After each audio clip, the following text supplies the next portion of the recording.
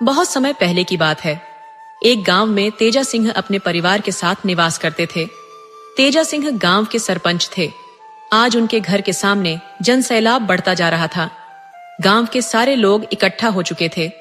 जिसने भी उस शव को देखा उसकी चीखें निकल गईं। शव का तो बस नाम ही था। हाथ पैर अलग अलग थे, जिनकी उंगलियां कटी हुई थीं। सिर धड़ से अलग पड़ा था, पेट अंदर या बाहर उभर आया था और खोपड़ी से खून बहकर जम चुका था। चेहरा पूरी तरह काला हो चुका था। कानों का कोई पता नहीं था। आंखों के स्थान पर मांस के टुकड़े लटके हुए थे। कुल मिलाकर शव ऐसा लग रहा था जैसे किसी कसाई खाने से अभी लाया गया हो, और उस पर हजारों मक्खियां जो शव पर मंडरा रही थीं, दृश्य को और भी डरावना बना रही थीं। कितना अच्छा आदमी था, बेवजह मारा गया।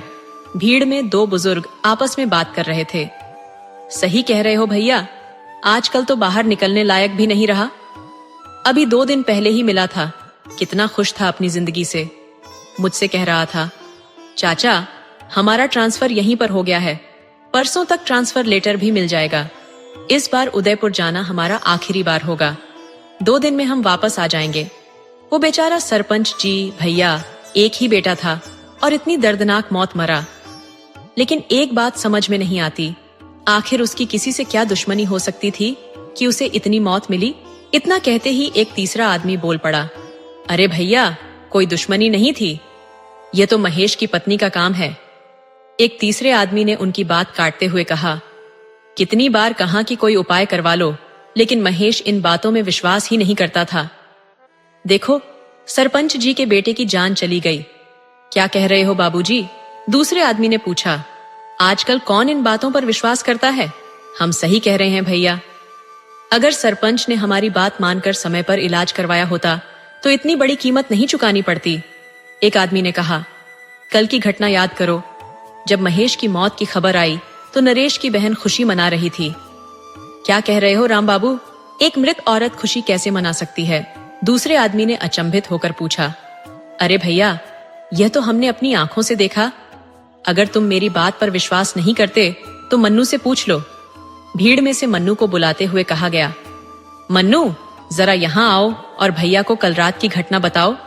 मन्नू ने कहा, हाँ चाचा, राम बाबू चाचा सही कह रहे हैं। जैसे ही महेश भैया की मौत की खबर आई, हमारे घर की छत पर रोने पीटने की आवाजें आने लगीं और खटखट की विचित्र आवाजें सुनाई देने लगीं। ऐसा लग रहा था जैसे छत पर कोई पत्थर फेंक रहा हो। हमने छत पर जाकर देखा, लेकिन कोई नहीं मिला। जब हम नीचे आए तो वही आवाजें फिर से आने लगीं। फिर हम छत पर गए, लेकिन कोई नहीं था। इसके बाद जैसे ही हम सीढ़ियां उतर रहे थे, कानों में घुंघरू बजने की आवाजें आने लगीं। ऐसा लग रहा था जैसे कोई नाच रहा हो। फिर हम सब डर के मारे भागे और दोबारा जाने की हिम्मत नहीं पाई। पूरी रात धड़कन और पायल की आवाजें आती रहीं। चाचा, दिन भर बाबा कहते रहे कि वह खुशी मना रही थी। जब सुबह महेश भैया की मिट्टी आई, तब जाकर नाचना बंद हुआ। धीरे धीरे समय बीत गया और इस घटना को लगभग 1 साल हो गया। ये कहानी अब बाहरी लोगों के लिए बस एक किंवदंती बनकर रह गई थी। घर वाले भी इसे भूलने की कोशिश में लगे हुए थे। सरपंच जी की बेटी की मेहंदी की रस्म चल रही थी, जिसमें आस पड़ोस की बहुत सी महिलाएं शामिल थीं। गुड़िया भी उन महिलाओं के हाथों में मेहंदी लगवाते हुए बैठी थीं। 3 भाइयों का संयुक्त परिवार था। सरपंच जी अपने भाइयों में सबसे बड़े और गांव के सम्मानित व्यक्तियों में से एक थे। उनकी यह स्थिति और मान सम्मान गांव के उन चुनिंदा लोगों में से एक थी। यही कारण था कि उन्हें गांव का सरपंच नियुक्त किया गया था। गुड़िया उनकी बेटी थी, जिसकी शादी 1 साल पहले तय हुई थी। लेकिन अपने 28 वर्षीय इकलौते जवान बेटे की भयानक मौत के कारण उन्होंने शादी को 1 साल के लिए टाल दिया था। जब किसी के घर ऐसी घटना घटती है तो लोग रिश्ते जोड़ने से कतराते हैं, पर सरपंच जी की इज्जत और रुतबे के कारण ही यह शादी बची रही थी। गांव के लोग अक्सर दकियानूसी होते हैं और ऐसे मामलों में बचाव करते हैं, इसीलिए रिश्ते तोड़ने में झिझकते नहीं हैं। शादी ब्याह का मामला होता ही ऐसा है। रात के 8 बज रहे थे। मेहंदी की रस्म समाप्त हो चुकी थी। सभी महिलाएं अपने अपने घरों को लौट चुकी थीं। नवंबर का महीना था। न तो बहुत ठंड थी और न ही उमस भरी गर्मी। मौसम एकदम सुहावना था।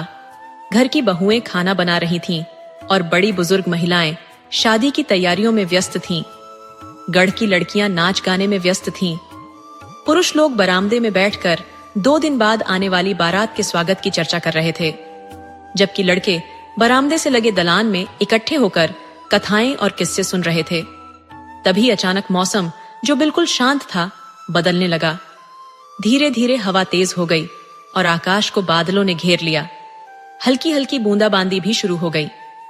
बच्चे और बड़े सभी मौसम का आनंद ले रहे थे। गुड़िया, जो अभी नवविवाहिता थी, उसकी चाची ने उसे मजाक में कहा, गुड़िया रानी, कितनी बार कहा कि कढ़ाई में खाना मत खाओ, लेकिन तुम मानती ही नहीं। आंधी पानी अपने साथ ले आई अपनी शादी में।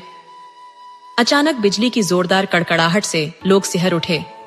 धीरे धीरे तेज होती हवा ने तूफान का रूप ले लिया और हल्की बूंदाबांदी मूसलाधार बारिश में बदल गई। आकाशीय बिजली की गड़गड़ाहट तेज हो रही थी, जो लोगों के कानों को झंझना रही थी। इस अचानक मौसम के बदलाव ने सभी को चकित कर दिया। बाहर बरामदे में बैठे लोग आपस में बहस कर रहे थे। पूरा घर, जो अभी थोड़ी देर पहले बिजली की रोशनी से नहाया हुआ था, अब अंधेरे में डूब चुका था। बिजली कट चुकी थी और घर वाले टॉर्च और लालटेन से घर में उजाला करने की कोशिश कर रहे थे। गुड़िया, जो लालटेन लेकर ऊपर की ओर जा रही थी, ने सुनी अपनी भाभी की आवाज, गुड़िया, लालटेन लेकर जरा इधर आओ। सीढ़ियां चढ़ते हुए वह एक औसरनुमा कमरे में पहुंची, जहां खाना 1 साल पहले तक बनता था। लेकिन महेश की मौत के बाद से लोग वहां खाना बनाना बंद कर चुके थे। उस जगह को महेश की पत्नी की पसंदीदा जगह माना जाता था और उसकी मौत के बाद लोग उस जगह जाने से डरने लगे थे। कुछ महीने पहले तक दिन का खाना भी वहीं बनता था, लेकिन धीरे धीरे खाना बनाना भी बंद हो गया था। गुड़िया ने चारों ओर नजर दौड़ाई, लेकिन कोई नहीं दिखा। उसने इसे मन का वहम समझकर आगे बढ़ना शुरू किया। फिर वही आवाज आई, गुड़िया, लालटेन लेकर जरा इधर आओ। देखो, यहाँ कितना अंधेरा है, हमें कुछ नहीं दिख रहा। गुड़िया ठिठकी। ये आवाज उसकी भाभी की थी। वह लालटेन लेकर आवाज के स्रोत की ओर बढ़ी और देखा कि कम रोशनी के कारण उसे साफ साफ कुछ दिखाई नहीं दे रहा था। उसने लालटेन की बत्ती को और ऊंचा किया, जिससे पूरा कमरा स्पष्ट दिखाई देने लगा। एक औरत जलते हुए मिट्टी के चूल्हे के पास उल्टे मुंह के साथ एक पतले से पटरे पर बैठी थी। अरे भाभी, आप यहाँ क्या कर रही हो? उसने सवाल किया, लेकिन कोई उत्तर नहीं मिला। यह देखकर उसने फिर से पुकारा, भाभी, आप कुछ बोल क्यों नहीं रही? और ये कहते हुए उसने भाभी का कंधा पकड़कर जोर से झिंझोड़ा। अचानक वह औरत उसकी ओर मुड़ी और गुस्से से फुफकारते हुए वह पूरी तरह से जली हुई, बिना आंखों वाली एक चुड़ैल में बदल गई। यह देख उसकी चीख निकल गई और लालटेन उसके हाथ से छूट गई। चीख सुनकर लोग दौड़ते हुए उस कमरे की ओर भागे, लेकिन जब तक वे पहुंचते, लालटेन का कांच टूट चुका था और आग की एक बड़ी लपट उठ चुकी थी। उसे लपटों से घिरा देख वह चुड़ैल जोर जोर से हंसने लगी। जल्द ही घर में और लोग जमा हो गए, लेकिन चुड़ैल अब भी हंसते हुए खड़ी थी। उसके ठहाकों से सरपंच का पूरा घर गूंज उठा। इस भयानक दृश्य को देखकर वहां खड़े लोगों की चीख निकल गई और फिर देखते ही देखते वह चुड़ैल गायब हो गई। लपटें इतनी तेज थीं कि कोई भी उसके पास जाने की हिम्मत नहीं कर पा रहा था। जब तक लोग कुछ उपाय करते, गुड़िया की लीला समाप्त हो चुकी थी। बिजली भी आ चुकी थी और फानी तूफान थम चुका था। मौसम पहले जैसा शांत और सामान्य हो चुका था। कुछ देर पहले जिस घर में शादी के मंगल गीत गाए जा रहे थे, वहां अब मातम छा गया था। सरपंच जी के घर में फिर से लोगों की भीड़ इकट्ठा हो गई थी। जिसने भी यह सुना कि एक रात पहले यहाँ क्या हुआ था, उसे विश्वास करना मुश्किल हो रहा था। घर के अंदर से आती रोने धोने की आवाजें सुनकर लोगों के दिल दहल उठे थे। किसी ने भीड़ में कहा, ये तीसरी मौत है सरपंच जी के घर में, हमें नहीं लगता कि वह किसी को छोड़ेगी। किसी और ने कहा, सही कह रहे हो भैया, 1.5 साल में एक ही परिवार में 3-3 मौतें होना बहुत चिंताजनक है। सरपंच जी का पूरा परिवार बिखर गया है। लेकिन एक बात समझ में नहीं आ रही, वह अपने ही परिवार के पीछे क्यों पड़ी है? भला सरपंच जी से उसकी क्या दुश्मनी हो सकती है? जिनको उसने मारा वो तो चचेरे थे, क्या वो अपने ही थे? फिर दूसरे ने कहा, भैया तुम सही कह रहे हो, मुझे लगता है इसमें जरूर कोई रहस्य है जो हम में से कोई नहीं जानता। हमें डर है कि अगर सरपंच जी ने जल्दी ही कोई ठोस उपाय नहीं किया तो एक दिन वह उनके पूरे परिवार का विनाश कर देगी। अब तो वह और भी ताकतवर हो चुकी होगी क्योंकि उसके साथ 2 और साथी मिल गए हैं। अब गुड़िया की मिट्टी जा चुकी थी और बुढ़िया भी मर चुकी थी। लोग अपनी अपनी सहानुभूति व्यक्त कर अपने घर लौट रहे थे। इस घटना से सरपंच जी का पूरा परिवार डर गया था। सबके मन में दहशत घर कर गई थी। वे यही सोच सोच कर घबरा रहे थे कि अब अगला नंबर किसका होगा। महेश की माँ ने सरपंच जी से कहा, आप कुछ क्यों नहीं करते? आखिर कब तक ये सब तमाशा चलता रहेगा? हमारे 2 बच्चों को निगल गई, अब न जाने अगला निशाना किसे बनाने की सोच रही है। सरपंच जी बोले, महेश की माँ, तुम्हें याद है जब महेश मरा था तो हम एक तांत्रिक को बुलाकर लाए थे और फिर कैसे उस तांत्रिक को अपनी जान से हाथ धोना पड़ा था। ये इतना आसान नहीं है जितना तुम समझ रही हो। हमें किसी ऐसे की तलाश करनी होगी जो उससे भी ज्यादा शक्तिशाली हो और उसे आसानी से काबू कर सके। तुम थोड़ी धीरज धरो, महेश की माँ ने जवाब दिया। कैसे धीरज धरें हम? महेश के बापू, जिसकी गोद उजड़ गई हो, जिसके 2 फूल जैसे बच्चे 1 साल के अंदर इतनी भयानक मौत मर चुके हों, उसे आप धीरज रखने को कह रहे हैं। इन सब के जिम्मेदार आप हैं। आप ही ने हमारे 2 बच्चों की जान ली है। हम आपको कभी माफ नहीं करेंगे और ये बात कभी नहीं बदल सकती। महेश की माँ ने सरपंच जी की ओर देखा भी नहीं। गुड़िया की मौत को 2 दिन बीत चुके थे। रात का 1 बजा था जब सरपंच जी का पूरा परिवार गहरी नींद में डूबा हुआ था, लेकिन सरपंच जी की आंखों से नींद कोसों दूर थी। वो इस सोच में डूबे थे कि आखिर क्या किया जाए ताकि महेश की पत्नी के विरोध से इस घर को छुटकारा मिल सके। वो अपनी आंखें बंद किए हुए सोच रहे थे, तभी उनके कानों में मीठी लोरी की आवाज आई। ये वही लोरी थी जो महेश की पत्नी अपने बच्चे को सुलाने के समय गाया करती थी। सरपंच जी की हालत बिगड़ गई। मतलब वह औरत यहीं कहीं आसपास है। उनकी आंखें हैरत में खुली रह गईं। चारों ओर देखने पर भी उन्हें कुछ दिखाई नहीं दिया। कुछ देर बाद फिर वही लोरी सुनाई दी, इस बार पहले से ज्यादा तेज। अब सरपंच जी को महसूस हुआ कि यह आवाज दलान से आ रही है। सरपंच जी सहमे हुए दलान की ओर देखने लगे। वहां कम रोशनी में कुछ साफ दिखाई नहीं दे रहा था। उन्होंने बगल में रखा अपना चश्मा उठाया और दलान की तरफ देखा। अब उन्हें सब कुछ साफ साफ दिखने लगा। दलान के कोने में एक औरत अपने छोटे से बच्चे को लोरी गाकर सुला रही थी। ये देखकर उनके दिल की धड़कन तेज हो गई। कुछ देर पहले जो औरत अपने बच्चे को गोद में लिए लोरी गा रही थी, अब वह अपने बच्चे को जमीन पर लिटाकर धीरे धीरे उनकी तरफ बढ़ रही थी। उसे अपनी तरफ आते देखकर सरपंच जी ने अपनी आंखें कसकर बंद कर लीं। अगले ही पल उन्होंने अपने गले पर किसी के हाथों का स्पर्श महसूस किया। धीरे धीरे वह पकड़ और मजबूत होती गई। सरपंच जी चीखना चाहते थे, लेकिन उनकी आवाज गले से बाहर नहीं निकल पा रही थी। जिसने उनका गला पकड़ा था, उसकी पकड़ इतनी मजबूत हो चुकी थी कि सरपंच जी खुद को छुड़ाने की पूरी कोशिश कर रहे थे, पर वह नाकाम हो रहे थे। उनके गले पर उस औरत की पकड़ और तेज होती जा रही थी। तभी चारपाई के हिलने की आवाज सुनकर उनके बगल में लेटे भाई की आंख खुल गई। वह घबराकर बोले, भैया की चारपाई इतनी आवाज क्यों कर रही है? सरपंच जी की तरफ देखते ही जो दृश्य उन्होंने देखा, उससे उनकी रूह कांप उठी। उन्होंने देखा एक औरत जिसका चेहरा घूंघट से ढका हुआ था, लेकिन उसके शरीर के जिस हिस्से को वे देख सकते थे, वहां बड़े बड़े फफोले थे जो जगह जगह से फट चुके थे। उन फफोलों से खून और पानी निकल रहा था, जिसकी बदबू से सांस लेना भी मुश्किल हो रहा था। वह औरत सरपंच जी के ऊपर झुकी हुई थी और उनका गला पूरी ताकत से दबा रही थी। सरपंच जी छटपटाते हुए खुद को बचाने की कोशिश कर रहे थे। यह देखकर उनके भाई चिल्ला उठे, भैया को छोड़ दो, भैया को छोड़ दो। ये सुनते ही उस औरत की पकड़ ढीली हो गई। अचानक हवा का एक झोंका आया और उसका घूंघट हट गया।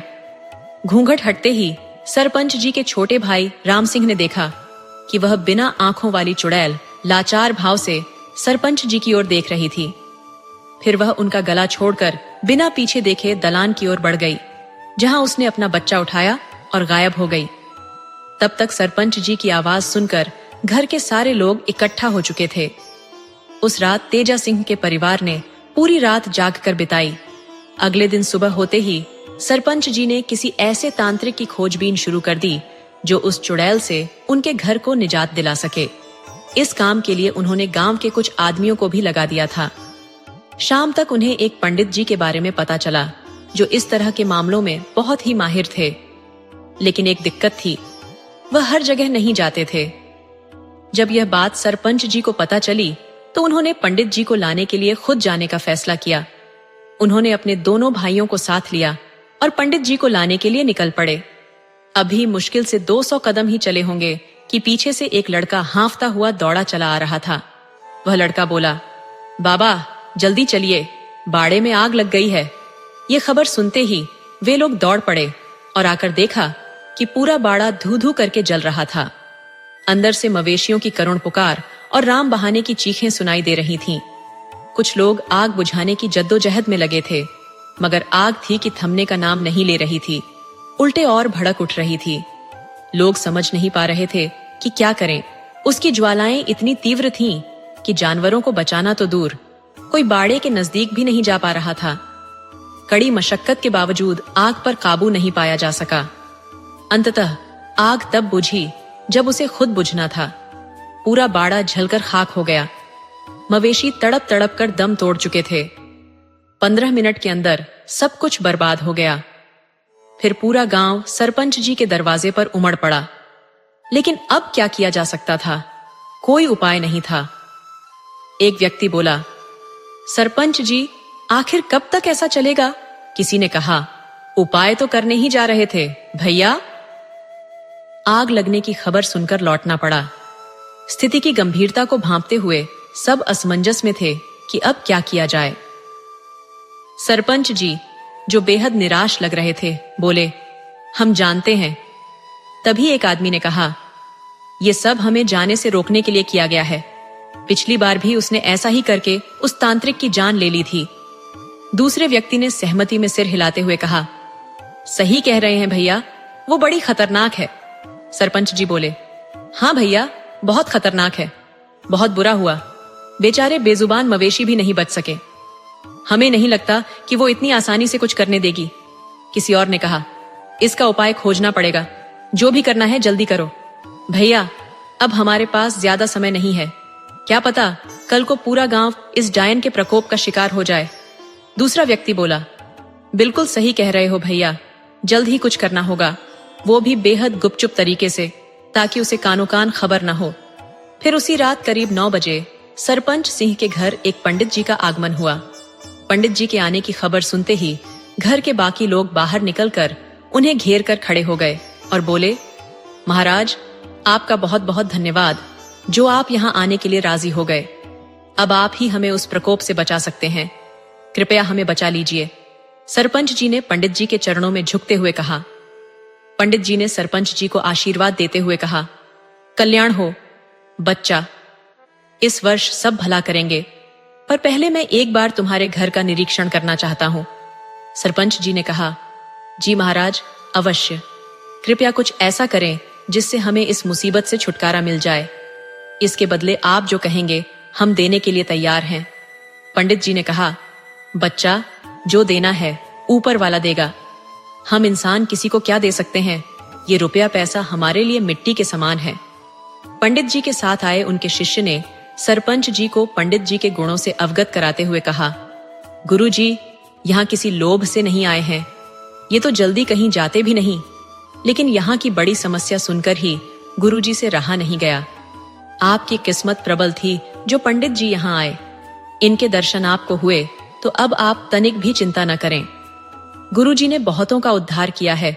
अब आपके यहाँ आए हैं तो समझ लीजिए आपकी मुसीबत जल्द दूर होने वाली है। इसके बाद पंडित जी ने कहा, चलो अब एक बार पूरे घर का निरीक्षण करवा दो। सरपंच जी बोले, जी महाराज। यह कहकर उन्होंने पंडित जी को घर के मुख्य द्वार तक पहुंचाया। लेकिन जैसे ही पंडित जी ने घर के मुख्य चौखट पर पांव रखा, उन्हें एक जोर का झटका लगा। यह अनुभव होते ही पंडित जी का पूरा शरीर कांप उठा और वे हर हर महादेव का जाप करने लगे। सरपंच जी ने हैरानी से पूछा, महाराज क्या हुआ? अंदर आइए।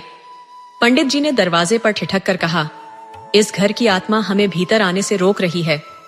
बच्चा, वो कोई साधारण आत्मा नहीं है, बहुत ही ताकतवर और हठी आत्मा है। इतना कहते ही पंडित जी ने अपनी आंखें बंद की और मन ही मन कुछ मंत्र बुदबुदाने लगे। मंत्र के प्रभाव से उन्होंने उस चौखट को बिना किसी रुकावट के आसानी से पार कर लिया। पूरे घर का निरीक्षण करने के बाद पंडित जी ने कहा, यहाँ कई बुरी शक्तियों ने अपना डेरा जमाया हुआ है, उन्हें यहाँ से निकालना इतना आसान नहीं होगा।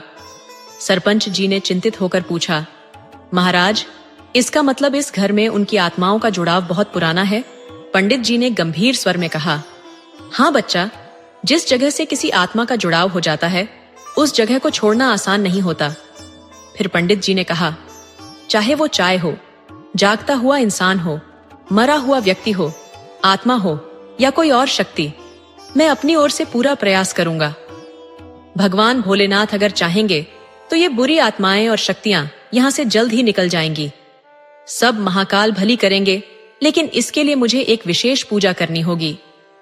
सरपंच जी ने कहा, जी ठीक है। पंडित जी ने समझाया, ये पूजा आधी रात 12 बजे से शुरू होगी और करीब 4 घंटे चलेगी। इसके बाद मैं उन बुरी शक्तियों का आह्वान करूंगा। ये पूजा हमें आज रात ही करनी होगी, क्योंकि आज भोलेनाथ का दिन है। अगर ये पूजा उनके दिन और समय पर की जाती है तो महाकाल प्रसन्न हो जाते हैं और इस कार्य को हर हाल में सफल बनाते हैं। हर हर शंभू, जय महाकाल। पंडित जी ने समय पर इशारा करते हुए कहा, अब भी 10 बजे हैं, ठीक 12 बजे से पूजा शुरू होगी। तब तक उस पूजा के लिए कुछ विशेष सामग्रियों का इंतजाम कर लें। एक बात और, इस पूजा में परिवार के हर सदस्य की उपस्थिति जरूरी है, इसलिए ध्यान रहे कि आज रात कोई न सोए। रात 12 बजते ही पंडित जी ने पूजा शुरू कर दी। जैसा कि उन्होंने कहा था, परिवार के सभी सदस्य उस पूजा में मौजूद रहे। पूजा करीब 4 घंटे चली, जिसमें पंडित जी ने मंत्रों का जप किया। ये जप उपांशु जप कहलाता है, जिसमें आवाज तो नहीं आती, लेकिन मंत्रों की ध्वनि सुनी जा सकती है। इस पूजा के दौरान घर के प्रत्येक सदस्य को हवन कुंड में बारी बारी से हवन सामग्री डालनी थी। पूजा समाप्त होते ही बुरी शक्तियों के आह्वान का समय आया। आह्वान शुरू करने से पहले पंडित जी ने पूरे घर वालों को समझा दिया था कि चाहे कुछ भी हो जाए, डरना नहीं है और न ही अपने स्थान से हटना है। फिर उन्होंने आह्वान की प्रक्रिया शुरू की, जिसमें साबर मंत्रों का सहारा लिया। साबर मंत्र जल्दी सिद्ध होते हैं और इस वाचिक जप में उच्च स्वर में मंत्रों का उच्चारण किया जाता है। पंडित जी मंत्रों का उच्चारण कर रहे थे कि करीब 15 मिनट के बाद अचानक जोर की हवा चलने लगी। हवा इतनी तेज थी कि आंगन में रखा सारा सामान उड़ने लगा और घर में धमक की आवाजें आने लगीं। पूरा घर इस प्रकार से हिलने लगा मानो जैसे भूकंप आ गया हो। लेकिन पंडित जी ने सबको पहले ही तैयार कर दिया था, इसलिए कोई न डरा और न ही अपनी जगह से हिला। उस बुरी शक्ति ने हवा के माध्यम से शिवजी के दीपक को बुझाने की कोशिश की, लेकिन सफल नहीं हो पाई। पंडित जी ने इसका इंतजाम पहले से ही कर रखा था। उन्होंने उस पूरे स्थान को सुरक्षा घेरे में बांध दिया था, ताकि बुरी शक्ति कितनी भी कोशिश कर ले, कोई अनिष्ट न कर पाए। पंडित जी का ध्यान बिना भटके मंत्र उच्चारण पर लगा हुआ था। तभी वहां एक जलती हुई स्त्री की आकृति प्रकट हुई। मंत्रों के प्रभाव से वह धीरे धीरे अपने असली रूप में आने लगी। उसके असली रूप में आते ही उसका अट्टहास घर में गूंजने लगा, जिसे देखकर सभी घर वाले सहम उठे और डर के मारे एक दूसरे का हाथ थाम लिया। लेकिन पंडित जी बिना रुके मंत्रों का जाप जारी रखते हैं।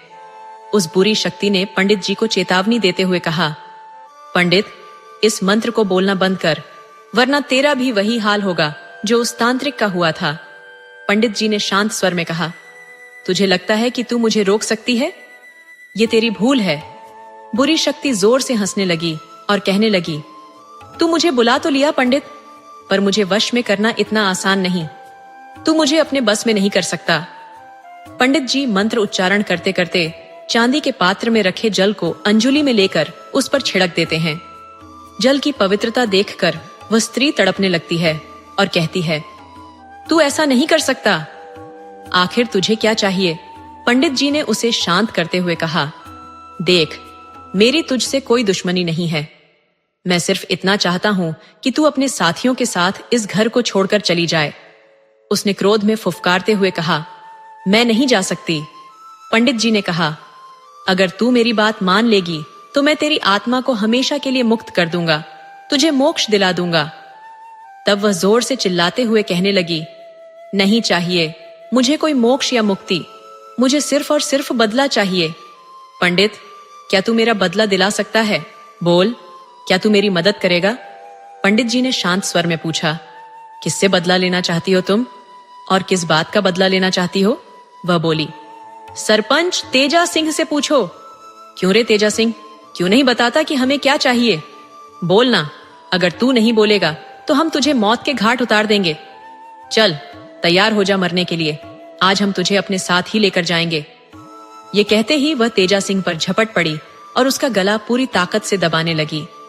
उसे इस तरह अनियंत्रित होते देख पंडित जी ने एक बार फिर से पवित्र जल मंत्र पढ़ते हुए उस पर छिड़क दिया। जल पड़ते ही वह तेजा सिंह का गला छोड़कर पीछे हट गई और जलन से कराहने लगी। वह कहने लगी, पंडित हमें छोड़ दो, हमने तुम्हारा क्या बिगाड़ा है जो तुम हमें इस तरह परेशान कर रहे हो? हम तो पहले से ही मरी हुई आत्मा हैं, दुखी और परेशान। हमें और मत सताओ, हमारी विनती सुनो, हमारा बदला पूरा हो जाने दो, फिर हम खुद ही यहाँ से चले जाएंगे। पंडित जी ने कठोरता से कहा, तुम ऐसे नहीं मानोगी। ठीक है, मैं तुझे दिखाता हूँ। और उन्होंने मंत्रों का उच्चारण शुरू कर दिया। यह देखकर चुड़ैल पंडित जी से गिड़गिड़ाने लगी, तुम हमें मुक्त करना चाहते हो ना? लेकिन एक बात जान लो, हम कभी मुक्त नहीं हो सकते जब तक हमारे दिल का बोझ हल्का नहीं हो जाता।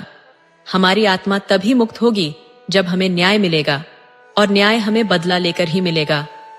उसकी बात सुनकर सरपंच जी, जो अब तक चुप थे, बोले, बहुत हुआ, रहम करो। तुमने हमारे दोनों बच्चों को मार दिया, अब तो हम पर रहम करो। वह हंसते हुए बोली, रहम? तुम रहम की बात कर रहे हो तेजा सिंह? क्या तुम भूल गए कि हमने भी तुमसे रहम की भीख मांगी थी? तुम्हारे सामने रोए थे, गिड़गिड़ाए थे, लेकिन तुमने हमारे ऊपर रहम किया नहीं ना? तो फिर हम तुम्हारे ऊपर क्यों करें? अगर तुम भूल गए हो तो हम तुम्हें याद दिला देते हैं। याद करो तेजा सिंह, जब तुमने हमारे ऊपर भरे समाज में चरित्रहीन होने का आरोप लगाया था, तुमने हमें पूरे गांव और समाज में कहीं भी मुंह दिखाने लायक नहीं छोड़ा था। तेजा सिंह का भाई, जो अब तक चुप था, कहने लगा, ये तुम क्या कह रही हो बहू? हमें कुछ समझ नहीं आ रहा। तुम अपनी गलती भैया पर क्यों डाल रही हो? उस रात क्या हुआ था ये तो तुमने सबको बताया था। वह कहने लगी, बाबूजी, आप लोगों को कुछ भी नहीं पता है, इसलिए आप बीच में मत आइए। जो कुछ हुआ वह मात्र एक संजोग था, इसमें किसी का कोई दोष नहीं है। क्या तुम्हें लगता है कि हमें तुम्हारे जाने का दुख नहीं है?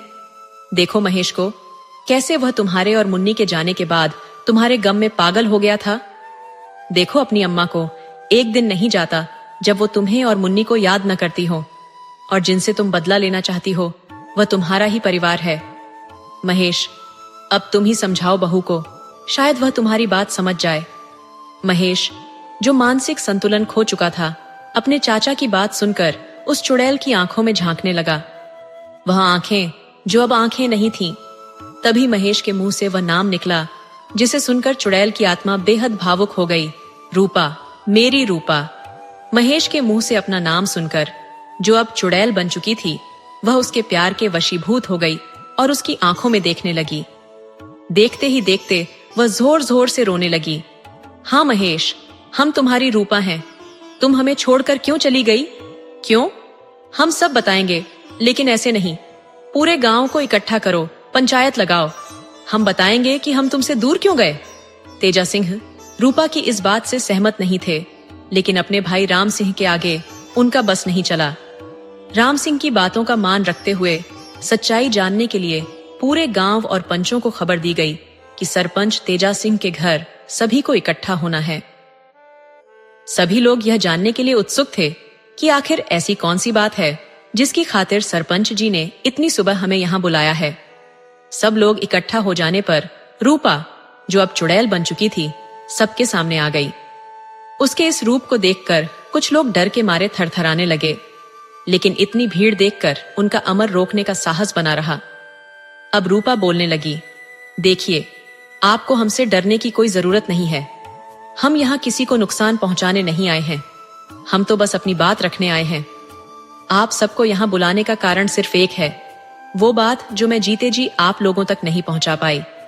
ये किस्सा 2 साल पुराना है, जब हमारे परिवार के लोग उस प्रदेश में थे और उसी समय बुआ जी की बेटी की शादी थी।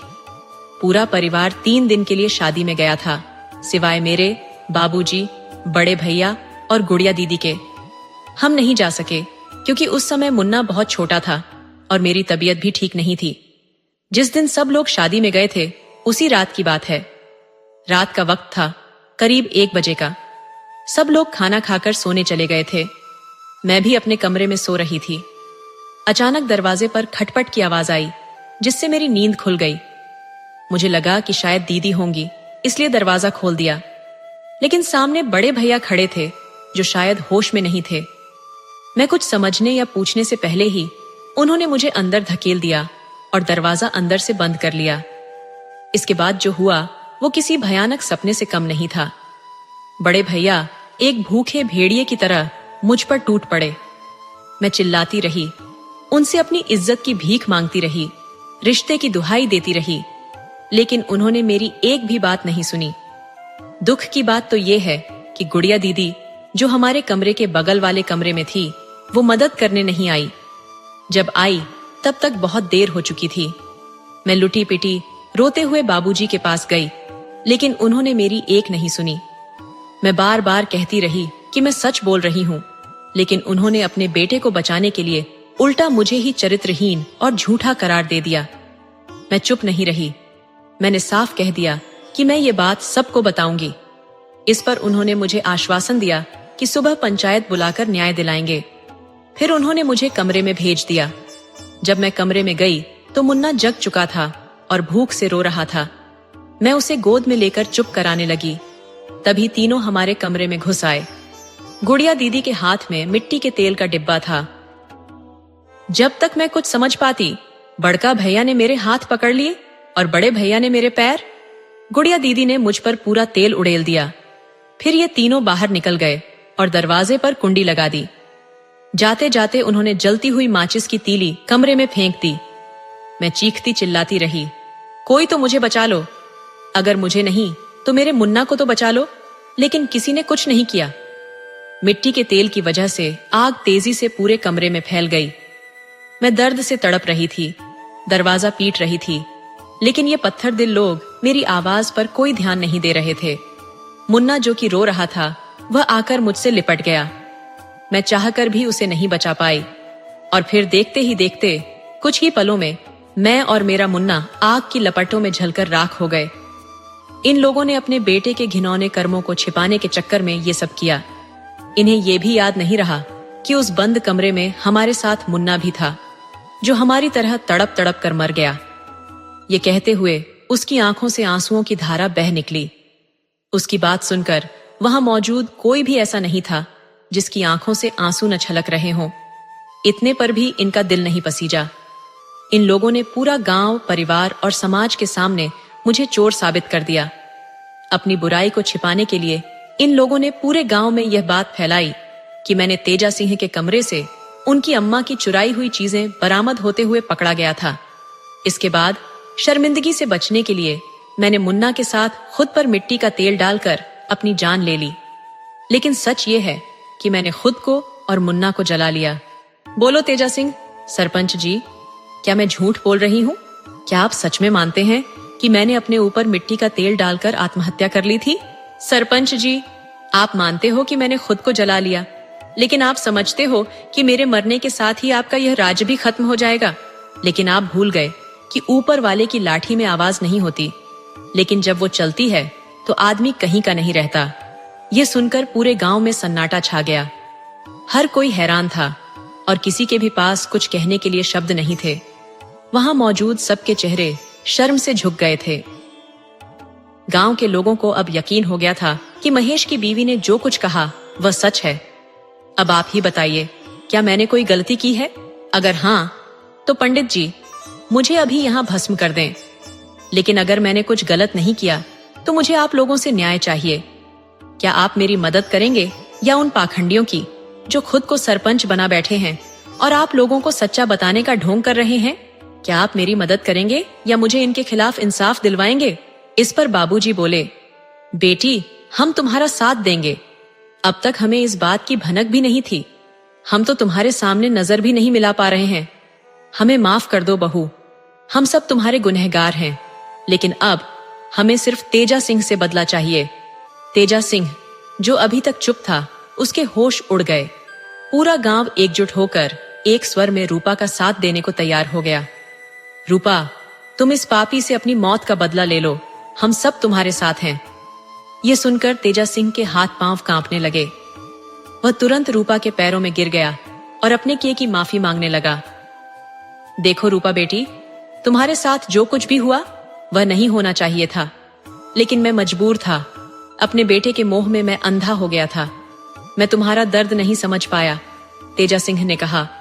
रूपा ने गुस्से में कहा, तुम्हारे बेटे के मोह में तुम्हें यह भी नहीं दिखा कि मैं भी किसी की बेटी हूँ, किसी की माँ हूँ और किसी की पत्नी हूँ। तुम्हें यह भी याद नहीं रहा कि हम तुम्हारी बहू हैं, तुम्हारे परिवार का हिस्सा हैं। तुम्हें जरा भी शर्म नहीं आई? रूपा की बातें सुनकर पूरा गांव एकजुट हो गया और सरपंच से कहा, रूपा को इंसाफ मिलेगा। अब तेजा सिंह का कोई बचाव नहीं होगा। इतना सुनते ही तेजा सिंह घबरा गया और रूपा के पैरों में गिर पड़ा। लेकिन अब बहुत देर हो चुकी थी। गांव के लोग एक स्वर में बोले, रूपा, तुम इसे सजा दिलवाओ, हम सब तुम्हारे साथ हैं। रूपा ने जब तेजा सिंह के मुंह से माफी की बातें सुनी तो वह आक्रोश से बोली, तुम्हारे जैसे पापियों को अब यहाँ रहने का हक नहीं है। तुमने हमारी दुनिया उजाड़ दी, अब तुम्हें इसका अंजाम भुगतना होगा। और फिर अचानक से तेजा सिंह एक जलते हुए आग के गोले में तब्दील हो गया। उसकी चीखें पूरे वातावरण में गूंज उठीं और देखते ही देखते उसका शरीर राख में बदल गया। बचा तो बस उसकी अस्थियों का ढेर, जो रूपा के हाथों इंसाफ मिलने का प्रतीक था। उसके बाद पंडित जी ने रूपा की आत्मा को मोक्ष दिलाने की तैयारी की। पूरा गांव, जो अब तक रूपा की दर्दनाक कहानी से हिला हुआ था, उसकी आत्मा को शांति मिलने की दुआ करने लगा। रूपा के साथ साथ उन सभी आत्माओं को भी शांति मिली जो उसके साथ अन्याय का शिकार हुई थीं। अंत में रूपा का दिव्य प्रकाश जुगनू की तरह हवा में उड़ते हुए शून्य में विलीन हो गया। दोस्तों, आपको कहानी कैसी लगी? अपने सुझाव कमेंट करना न भूले। तो चलिए आज की अगली कहानी शुरू करते हैं।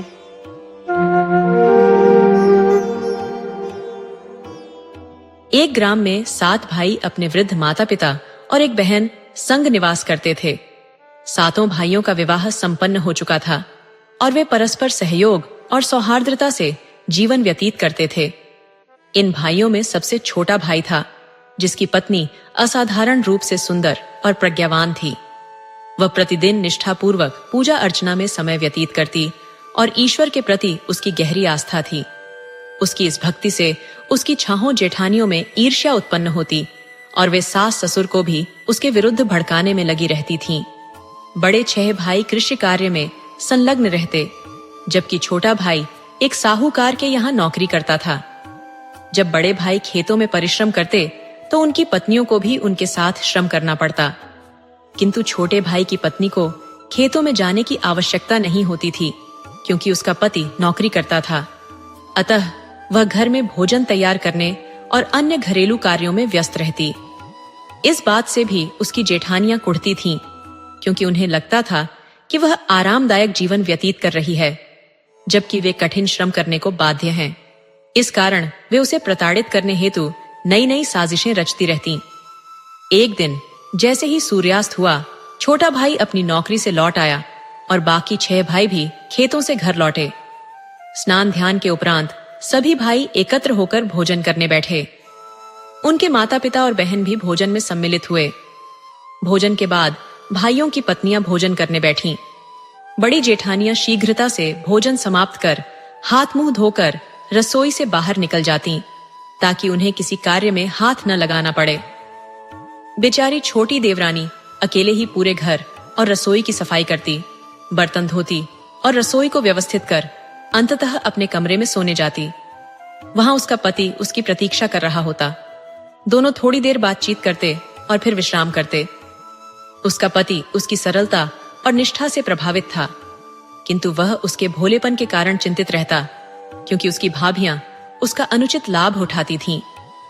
उधर जब छोटी देवरानी रात्रि का सारा कार्य समाप्त कर विश्राम हेतु चली जाती, तब छाहों जेठानियां रसोई में एकत्र होती और उसे परेशान करने की योजना बनाती। एक रात उन्होंने घर के पिछवाड़े से एक सांप पकड़ा और उसे पानी के घड़े में डालकर ढक्कन बंद कर दिया। फिर वे चुपचाप अपने अपने कमरों में जाकर सो गईं। दिन भर वह कुशलता पूर्वक थकावट का स्वांग रचती, ये दर्शाते हुए कि खेत में श्रम करके अत्यधिक थक चुकी है, और फिर सोने का बहाना करती। अगली प्रातः जानबूझकर विलंब से जागती। सूर्योदय के साथ छोटी देवरानी, जो परिवार की सबसे कम उम्र की बहू भी थी, शीघ्रता से जाग गई और अपने रोजमर्रा के कार्यों में जुट गई। दैनिक गतिविधियों को संपन्न कर वह भोजन तैयार करने हेतु रसोई की ओर बढ़ी। जैसे ही उसने पानी के घड़े का ढक्कन उठाकर पानी निकालने के लिए हाथ अंदर डाला, एक विषैले सर्प ने उसे डंस लिया। आकस्मिक वेदना से त्रस्त होकर वह घर में सो रहे अपने ससुर को पुकारती है, ससुर जी, मुझे सांप ने काट लिया है, असहनीय पीड़ा हो रही है। ससुर ने ठंडी आवाज में उत्तर दिया, घर में चौबंदी है, दहलीज सुरक्षित है, पास आकर लक्ष्मी कौन है? वह सहायता की आशा में अपनी सास को पुकारती है, सासू माँ, सांप ने मुझे डंस लिया है, पीड़ा असह्य हो रही है। सास ने भी वही प्रत्युत्तर दिया, घर में चौबंदी है, चारों ओर चार दीवारी है, दहलीज बनी हुई है, पास आकर लक्ष्मी कौन है? निराश होकर वह एक एक कर अपने सभी देवरों, जेठों, जेठानियों और ननद को आवाज लगाती है, लेकिन हर कोई एक समान उत्तर देता है। अंत में वह अपने पति को पुकारती है, स्वामी जी, सांप ने मुझे काट लिया है, दर्द असहनीय है। पत्नी की पुकार सुनकर पति हड़बड़ाते हुए उठते हैं और तुरंत रसोई की ओर दौड़ते हैं। वहां पहुंचकर वह अपनी पत्नी को निश्चल पड़ी हुई पाते हैं। उसका शरीर नीला पड़ चुका होता है। पत्नी की मृत्यु देखकर पति हतप्रभ हो जाते हैं और व्याकुल होकर विलाप करते हैं। वे भगवान से प्रार्थना करते हैं, हे ईश्वर, यह तो आपकी परम भक्त और निष्कपट थी, इसके साथ ऐसा अन्याय क्यों हुआ? अपने शोकाकुल हृदय के साथ वह अपनी पत्नी के पार्थिव शरीर को कंधे पर उठाकर घर की दहलीज पर लाकर रख देते हैं। इस बीच उसकी सबसे छोटी बहन के मायके में भी एक अशुभ घटना घटित होती है। उनकी मां के आंगन में लगा तुलसी का पौधा अचानक मुरझाकर समाप्त हो जाता है। इस दृश्य को देखकर छोटी बहू का भाई चिंतित हो उठता है, क्योंकि उसकी बहन ने विदाई के समय कहा था, भैया, यदि मुझ पर कोई संकट आया तो यह तुलसी सूख जाएगी। एक पल की देर के बिना वह उसी अवस्था में अपनी बहन के ससुराल की ओर दौड़ पड़ता है। वहां पहुंचकर वह सबसे पहले अपने ससुर से पूछता है, ससुर जी, मेरी बहन कहाँ है? ससुर ने उत्तर दिया, बेटा, हमने तुम्हारी बहन को कहीं नहीं देखा। ससुर का यह जवाब सुनकर भाई अपनी सास से पूछता है, लेकिन वहां भी वही उत्तर मिलता है। इसके पश्चात वह अपनी बहन की जेठानी, ननद और देवरों से पूछता है, परंतु सभी से उसे एक जैसा प्रत्युत्तर प्राप्त होता है। आखिरकार वह अपने बहनोई के पास पहुंचता है और प्रश्न करता है, जीजा जी, मेरी बहन कहाँ है? ये सुनते ही बहनोई फूट फूट कर रोने लगता है और साले को पूरी घटना की जानकारी देता है। अपनी बहन की मृत्यु की खबर सुनते ही भाई का दिल टूट जाता है और वह भी अश्रुपूर्ण होकर रोने लगता है। वह लंबे समय तक अपने आंसुओं को रोक नहीं पाता। कुछ समय पश्चात वह यह निर्णय लेता है कि भगवान से प्रार्थना करेगा और अपनी बहन को पुनर्जीवित करने की याचना करेगा। यह सोचते हुए कि ईश्वर उसकी प्रार्थना अवश्य सुनेंगे, वह मंदिर की ओर प्रस्थान करता है। उधर सातवां भाई विचार करता है कि पत्नी का शव लंबे समय तक घर पर रखना उचित नहीं है और उसका अंतिम संस्कार करना चाहिए। वह अपनी माँ के पास जाकर कहता है, माँ, मेरी पत्नी की गोद भरने की रस्म पूरी करनी है, उसे काजल कुमकुम लगाना है। माँ ने उत्तर दिया, तुम्हारी मृत पत्नी को तुम ही काजल कुमकुम क्यों नहीं लगाते? तुम ही उसके अंतिम संस्कार का उत्तरदायित्व क्यों नहीं लेते? माँ के इनकार के पश्चात वह अपनी बड़ी भाभी से यह रस्म पूरी करने का निवेदन करता है, परंतु उसे भी वही उत्तर मिलता है। इसके बाद वह दूसरी, तीसरी और इस प्रकार अपनी सभी 6 भाभियों से विनती करता है, परंतु कोई भी उसकी सहायता के लिए तैयार नहीं होती। जब कोई भी गोद भरने की रस्म पूरी करने के लिए तैयार नहीं हुआ तो उसने ठान लिया कि वह स्वयं ही इस कर्तव्य को निभाएगा। वह बाजार पहुंचता है और एक साड़ी की दुकान पर जाकर दुकानदार से कहता है, भाई मुझे एक जरी की साड़ी और चोली चाहिए। दुकानदार पूछता है, इतनी रात को आपको साड़ी और चोली की आवश्यकता क्यों है? वह कहता है, आज मेरी प्रेयसी आग की लपटों में जलकर राख हो गई है। दुकानदार उसकी व्यथा को समझकर उसे जरी की साड़ी और चोली दे देता है। फिर वह फूलों की दुकान पर जाता है और फूल वाली से कहता है, फूल वाली माँ, मुझे फूलों की माला चाहिए। फूल वाली पूछती है, इतनी रात गए आपको फूलों की माला क्यों चाहिए? वह कहता है, आज मेरी प्रियतमा की बग्घी राख में तब्दील हो गई है। फूल वाली उसकी व्यथा को भांपकर उसे माला दे देती है।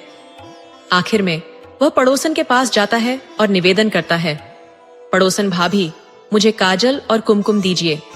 पड़ोसिन ने पूछा, इतनी रात को आपको साज सज्जा की आवश्यकता क्यों पड़ गई? वह बोला, आज मेरी प्रियतमा प्रेम की अग्नि में समर्पित हो गई है। ये सुनते ही पड़ोसिन ने तुरंत उसे काजल और कुमकुम दे दिया। सारा सामान लेकर वह घर लौटा। उसने अपनी पत्नी के शव को नई साड़ी और चोली पहनाई, उसके बालों में फूलों की माला सजाई और काजल कुमकुम से उसका श्रृंगार किया।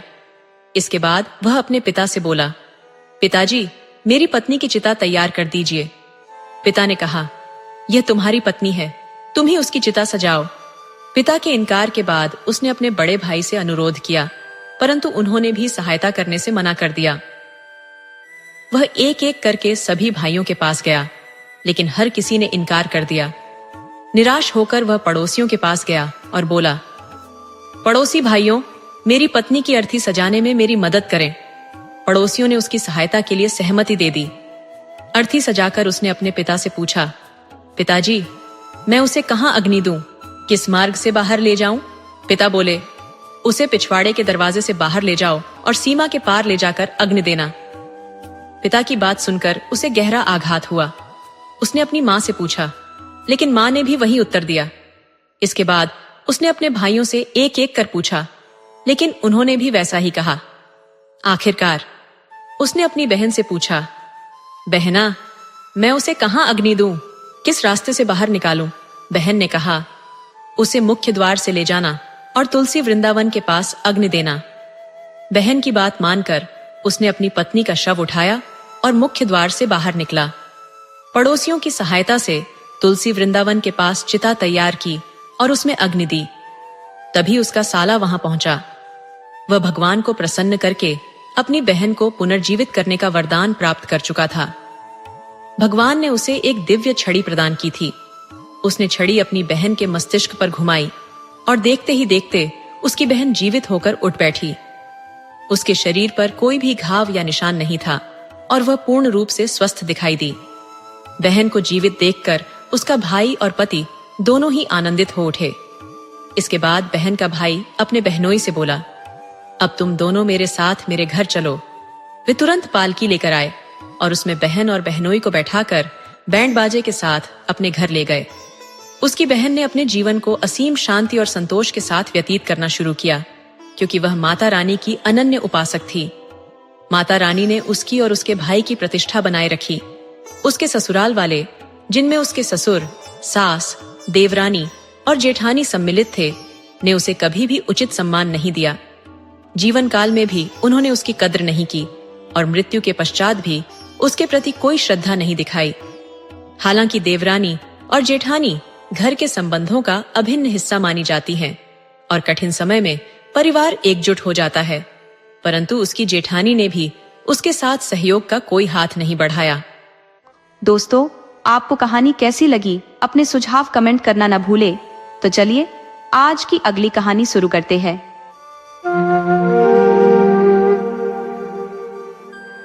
बहुत समय पहले की बात है। एक गांव में तेजा सिंह अपने परिवार के साथ निवास करते थे। तेजा सिंह गांव के सरपंच थे। आज उनके घर के सामने जनसैलाब बढ़ता जा रहा था। गांव के सारे लोग इकट्ठा हो चुके थे। जिसने भी उस शव को देखा उसकी चीखें निकल गईं। शव का तो बस नाम ही था। हाथ पैर अलग अलग थे, जिनकी उंगलियां कटी हुई थीं। सिर धड़ से अलग पड़ा था पेट अंदर या बाहर उभर आया था और खोपड़ी से खून बहकर जम चुका था। चेहरा पूरी तरह काला हो चुका था। कानों का कोई पता नहीं था। आंखों के स्थान पर मांस के टुकड़े लटके हुए थे। कुल मिलाकर शव ऐसा लग रहा था जैसे किसी कसाई खाने से अभी लाया गया हो, और उस पर हजारों मक्खियां जो शव पर मंडरा रही थीं, दृश्य को और भी डरावना बना रही थीं। कितना अच्छा आदमी था, बेवजह मारा गया। भीड़ में दो बुजुर्ग आपस में बात कर रहे थे। सही कह रहे हो भैया, आजकल तो बाहर निकलने लायक भी नहीं रहा। अभी 2 दिन पहले ही मिला था, कितना खुश था अपनी जिंदगी से। मुझसे कह रहा था, चाचा हमारा ट्रांसफर यहीं पर हो गया है, परसों तक ट्रांसफर लेटर भी मिल जाएगा। इस बार उदयपुर जाना हमारा आखिरी बार होगा, 2 दिन में हम वापस आ जाएंगे। वो बेचारा सरपंच जी भैया, एक ही बेटा था और इतनी दर्दनाक मौत मरा। लेकिन एक बात समझ में नहीं आती, आखिर उसकी किसी से क्या दुश्मनी हो सकती थी कि उसे इतनी मौत मिली। इतना कहते ही एक तीसरा आदमी बोल पड़ा, अरे भैया कोई दुश्मनी नहीं थी, यह तो महेश की पत्नी का काम है। एक तीसरे आदमी ने उनकी बात काटते हुए कहा, कितनी बार कहा कि कोई उपाय करवा लो, लेकिन महेश इन बातों में विश्वास ही नहीं करता था। देखो सरपंच जी के बेटे की जान चली गई। क्या कह रहे हो बाबूजी? दूसरे आदमी ने पूछा। आजकल कौन इन बातों पर विश्वास करता है? हम सही कह रहे हैं भैया। अगर सरपंच ने हमारी बात मानकर समय पर इलाज करवाया होता तो इतनी बड़ी कीमत नहीं चुकानी पड़ती। एक आदमी ने कहा, कल की घटना याद करो। जब महेश की मौत की खबर आई तो नरेश की बहन खुशी मना रही थी। क्या कह रहे हो राम बाबू? एक मृत औरत खुशी कैसे मना सकती है? दूसरे आदमी ने अचंभित होकर पूछा। अरे भैया, यह तो हमने अपनी आंखों से देखा। अगर तुम मेरी बात पर विश्वास नहीं करते तो मन्नू से पूछ लो। भीड़ में से मन्नू को बुलाते हुए कहा गया, मन्नू जरा यहाँ आओ और भैया को कल रात की घटना बताओ। मन्नू ने कहा, हाँ चाचा, राम बाबू चाचा सही कह रहे हैं। जैसे ही महेश भैया की मौत की खबर आई, हमारे घर की छत पर रोने पीटने की आवाजें आने लगीं और खटखट की विचित्र आवाजें सुनाई देने लगीं। ऐसा लग रहा था जैसे छत पर कोई पत्थर फेंक रहा हो। हमने छत पर जाकर देखा, लेकिन कोई नहीं मिला। जब हम नीचे आए तो वही आवाजें फिर से आने लगीं। फिर हम छत पर गए, लेकिन कोई नहीं था। इसके बाद जैसे ही हम सीढ़ियां उतर रहे थे, कानों में घुंघरू बजने की आवाजें आने लगीं। ऐसा लग रहा था जैसे कोई नाच रहा हो। फिर हम सब डर के मारे भागे और दोबारा जाने की हिम्मत नहीं पाई। पूरी रात धड़कन और पायल की आवाजें आती रहीं। चाचा, दिन भर बाबा कहते रहे कि वह खुशी मना रही थी। जब सुबह महेश भैया की मिट्टी आई, तब जाकर नाचना बंद हुआ। धीरे धीरे समय बीत गया और इस घटना को लगभग 1 साल हो गया। ये कहानी अब बाहरी लोगों के लिए बस एक किंवदंती बनकर रह गई थी। घर वाले भी इसे भूलने की कोशिश में लगे हुए थे। सरपंच जी की बेटी की मेहंदी की रस्म चल रही थी, जिसमें आस पड़ोस की बहुत सी महिलाएं शामिल थीं। गुड़िया भी उन महिलाओं के हाथों में मेहंदी लगवाते हुए बैठी थीं। 3 भाइयों का संयुक्त परिवार था। सरपंच जी अपने भाइयों में सबसे बड़े और गांव के सम्मानित व्यक्तियों में से एक थे। उनकी यह स्थिति और मान सम्मान गांव के उन चुनिंदा लोगों में से एक थी। यही कारण था कि उन्हें गांव का सरपंच नियुक्त किया गया था। गुड़िया उनकी बेटी थी, जिसकी शादी 1 साल पहले तय हुई थी। लेकिन अपने 28 वर्षीय इकलौते जवान बेटे की भयानक मौत के कारण उन्होंने शादी को 1 साल के लिए टाल दिया था। जब किसी के घर ऐसी घटना घटती है तो लोग रिश्ते जोड़ने से कतराते हैं, पर सरपंच जी की इज्जत और रुतबे के कारण ही यह शादी बची रही थी। गांव के लोग अक्सर दकियानूसी होते हैं और ऐसे मामलों में बचाव करते हैं, इसीलिए रिश्ते तोड़ने में झिझकते नहीं हैं। शादी ब्याह का मामला होता ही ऐसा है। रात के 8 बज रहे थे। मेहंदी की रस्म समाप्त हो चुकी थी। सभी महिलाएं अपने अपने घरों को लौट चुकी थीं। नवंबर का महीना था। न तो बहुत ठंड थी और न ही उमस भरी गर्मी। मौसम एकदम सुहावना था। घर की बहुएं खाना बना रही थीं और बड़ी बुजुर्ग महिलाएं शादी की तैयारियों में व्यस्त थीं। गढ़ की लड़कियां नाच गाने में व्यस्त थीं। पुरुष लोग बरामदे में बैठकर 2 दिन बाद आने वाली बारात के स्वागत की चर्चा कर रहे थे, जबकि लड़के बरामदे से लगे दलान में इकट्ठे होकर कथाएं और किस्से सुन रहे थे। तभी अचानक मौसम, जो बिल्कुल शांत था, बदलने लगा। धीरे धीरे हवा तेज हो गई और आकाश को बादलों ने घेर लिया। हल्की हल्की बूंदाबांदी भी शुरू हो गई। बच्चे और बड़े सभी मौसम का आनंद ले रहे थे। गुड़िया, जो अभी नवविवाहिता थी, उसकी चाची ने उसे मजाक में कहा, गुड़िया रानी, कितनी बार कहा कि कढ़ाई में खाना मत खाओ, लेकिन तुम मानती ही नहीं। आंधी पानी अपने साथ ले आई अपनी शादी में। अचानक बिजली की जोरदार कड़कड़ाहट से लोग सिहर उठे। धीरे धीरे तेज होती हवा ने तूफान का रूप ले लिया और हल्की बूंदाबांदी मूसलाधार बारिश में बदल गई। आकाशीय बिजली की गड़गड़ाहट तेज हो रही थी, जो लोगों के कानों को झंझना रही थी। इस अचानक मौसम के बदलाव ने सभी को चकित कर दिया। बाहर बरामदे में बैठे लोग आपस में बहस कर रहे थे। पूरा घर, जो अभी थोड़ी देर पहले बिजली की रोशनी से नहाया हुआ था, अब अंधेरे में डूब चुका था। बिजली कट चुकी थी और घर वाले टॉर्च और लालटेन से घर में उजाला करने की कोशिश कर रहे थे। गुड़िया, जो लालटेन लेकर ऊपर की ओर जा रही थी, ने सुनी अपनी भाभी की आवाज, गुड़िया, लालटेन लेकर जरा इधर आओ। सीढ़ियां चढ़ते हुए वह एक औसड़नुमा कमरे में पहुंची, जहां खाना 1 साल पहले तक बनता था। लेकिन महेश की मौत के बाद से लोग वहां खाना बनाना बंद कर चुके थे। उस जगह को महेश की पत्नी की पसंदीदा जगह माना जाता था और उसकी मौत के बाद लोग उस जगह जाने से डरने लगे थे। कुछ महीने पहले तक दिन का खाना भी वहीं बनता था, लेकिन धीरे धीरे खाना बनाना भी बंद हो गया था। गुड़िया ने चारों ओर नजर दौड़ाई, लेकिन कोई नहीं दिखा। उसने इसे मन का वहम समझकर आगे बढ़ना शुरू किया। फिर वही आवाज आई, गुड़िया, लालटेन लेकर जरा इधर आओ।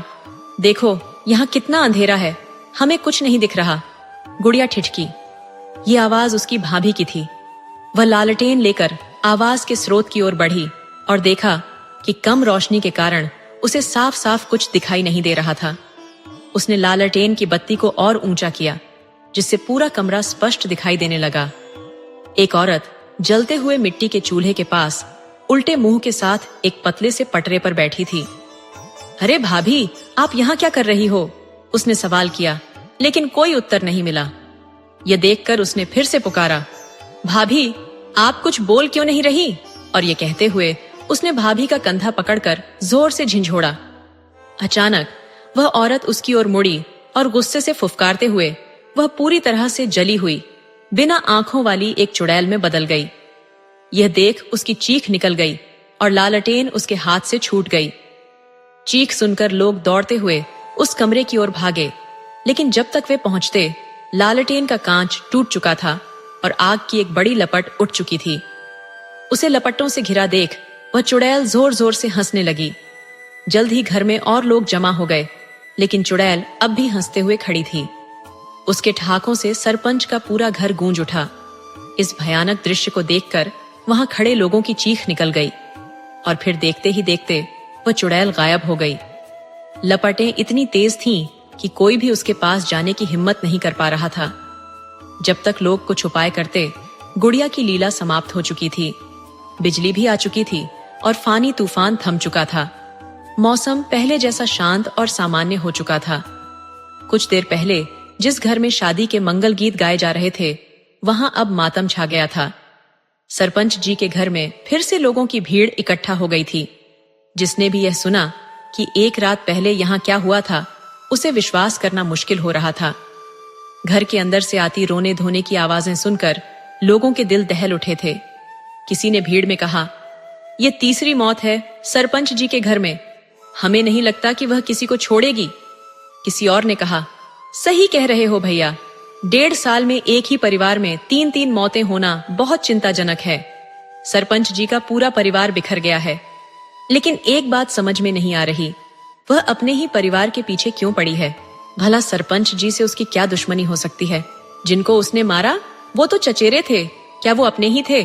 फिर दूसरे ने कहा, भैया तुम सही कह रहे हो, मुझे लगता है इसमें जरूर कोई रहस्य है जो हम में से कोई नहीं जानता। हमें डर है कि अगर सरपंच जी ने जल्दी ही कोई ठोस उपाय नहीं किया तो एक दिन वह उनके पूरे परिवार का विनाश कर देगी।